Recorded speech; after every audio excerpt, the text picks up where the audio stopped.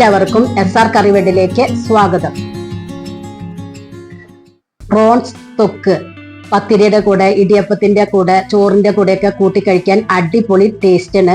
അപ്പൊ നോമ്പൊക്കെയല്ലേ വരുന്നത്, അപ്പൊ എല്ലാവരും ഒന്ന് ട്രൈ ചെയ്ത് നോക്കി ഫീഡ്ബാക്ക് ഒന്ന് അറിയിക്കുക. അത് റെഡിയാക്കി എടുക്കാനായി ഞാൻ ചൂടായ പാനിലേക്ക് 3 ടേബിൾ സ്പൂൺ വെളിച്ചെണ്ണ ഒഴിച്ചു കൊടുത്തിട്ടുണ്ട്. സ്റ്റൗ മീഡിയം ഫ്ലെയിമിൽ വെച്ചു കൊടുക്കുക. ഇനി അതിലേക്ക് 1 ടീസ്പൂൺ നല്ല ജീരകം, കുറച്ച് കറിവേപ്പില, 2 പച്ചമുളക് കട്ട് ചെയ്തത് ഇട്ട് കൊടുത്ത് ഒന്ന് സോട്ട് ചെയ്തെടുക്കണം. 3 മീഡിയം വലുപ്പത്തിലുള്ള സബോള നൈസായി കട്ട് ചെയ്തത് ചേർത്ത് കൊടുത്ത് നല്ലതുപോലെ ഒന്ന് വഴറ്റിയെടുക്കണം.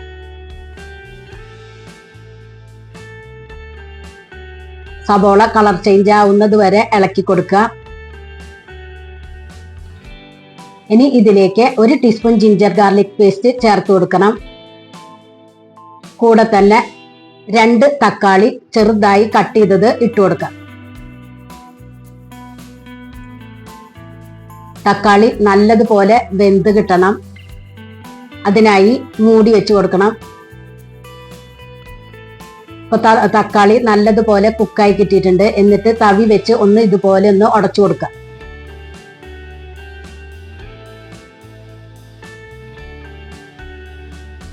ഇനി ഇതിലേക്ക് പൊടികൾ ചേർത്ത് കൊടുക്കാം. 1/4 ടീസ്പൂൺ മഞ്ഞൾപ്പൊടി, 2.5 teaspoon Kashmiri red chilli powder, 1 teaspoon coriander powder ചേർത്ത് കൊടുത്ത് നല്ലതുപോലെ ഒന്ന് യോജിപ്പിച്ചെടുക്കണം. പൊടികളുടെ റോസ് സ്മെല്ല് മാറുന്നത് വരെ ഇളക്കി കൊടുക്കാം.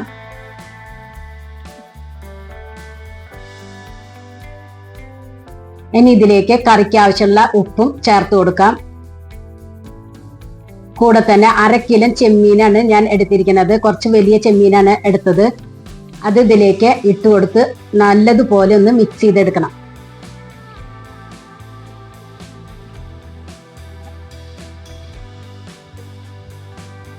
മല്ലിയിലയും ചേർത്ത് കൊടുക്കാം. 2 ടേബിൾ സ്പൂൺ വെള്ളം ചേർത്ത് കൊടുക്കാം.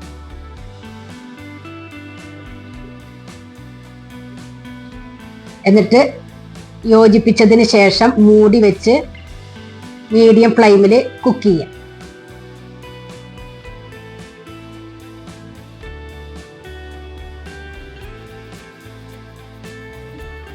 ഇപ്പൊ അത് ചെമ്മീനൊക്കെ വെന്ത് കിട്ടിയിട്ടുണ്ട്.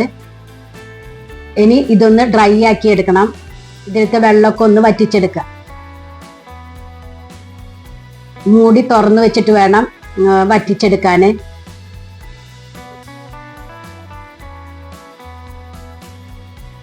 ഇപ്പൊ അതേ ഇതിലത്തെ വെള്ളമൊക്കെ വറ്റി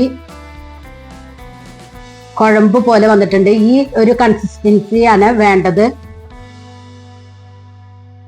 ഇനി സ്റ്റൗ ഓഫ് ചെയ്യുക. അടിപൊളി ടേസ്റ്റ് ആണ്. എല്ലാവരും ഒന്ന് ട്രൈ ചെയ്ത് നോക്കി ഫീഡ്ബാക്ക് ഒന്ന് അറിയിക്കുക. Thank you.